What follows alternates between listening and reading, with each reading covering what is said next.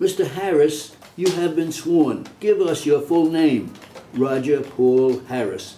Are you a resident of Chicago? Yes, I am. Tell us your age and how long you have lived there. I am 45 and have lived here nearly all my life. Are you married, sir? Yes. And do you have a family? A 16-year-old boy who lives at home and a married daughter who lives in Denver. What kind of work do you do? I am the manager of the Acme Supermarket on Illinois Avenue. That is just outside the city, nearby the airport, is that correct? Right. How long have you been employed in that particular Acme store as manager? Going on 3 years now. Were you so employed on May 15th, 1976? Yes, I was. What day of the week was that, do you recall? It was a Thursday. That is the day when the defendant in this case is alleged to have robbed your store. Do you remember that day? I remember it well. What time of day did this alleged incident occur? It happened about 8:15 or 8:25. In the evening? Yes, about half an hour before closing. You normally closed the store at what time? Regular hours on Thursday was 9 to 9. Now, sir, I want you to give us the best description you can of what happened that night, as best you recall it. Where were you when you first noted something unusually happening? I was in the office checking the day's receipts when my assistant manager came in and told me something funny was going on.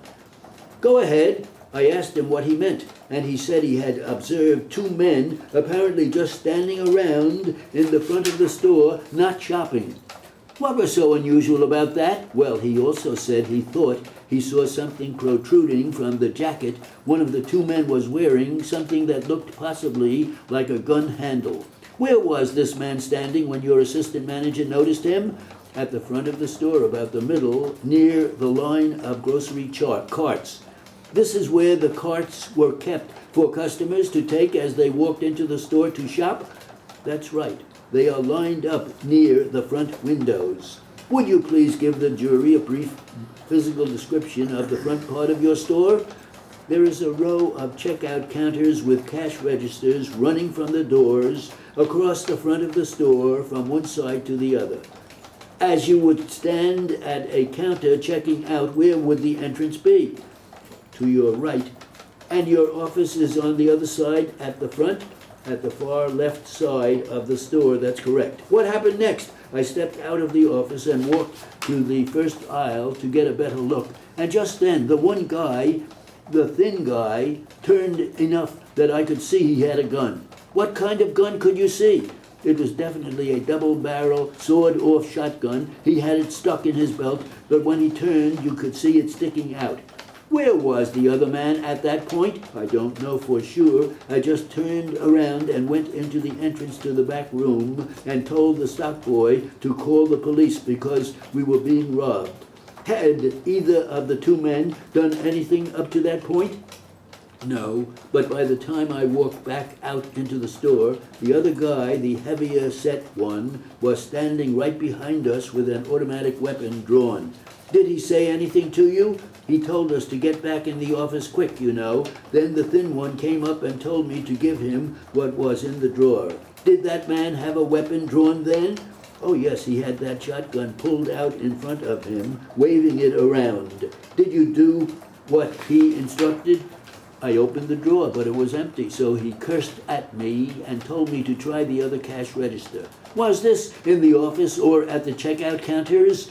At the customer service counter. Were there any customers in the store while all this was going on?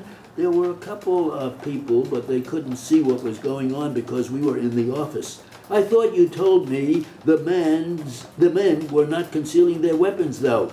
Yes. The guy with the revolver, he had a jacket folded over his arm, and he had the gun sort of under the jacket where you really couldn't see it. Was the other man in the office too? Yes, he had his shotgun out, but you couldn't see it from out in the store, I don't think. Did these men actually get any money? They certainly did. About $800 in cash. It was a Friday night. Is it your testimony, Mr. Harris, that still at that point no one else in the store had noticed what was going on? That's correct. When I put the money in a brown paper bag for them, they started to back out of the office, and the one guy told me if I tried to follow them, I would never see daylight again. Who was carrying the bag as they left the store? The heavyset one.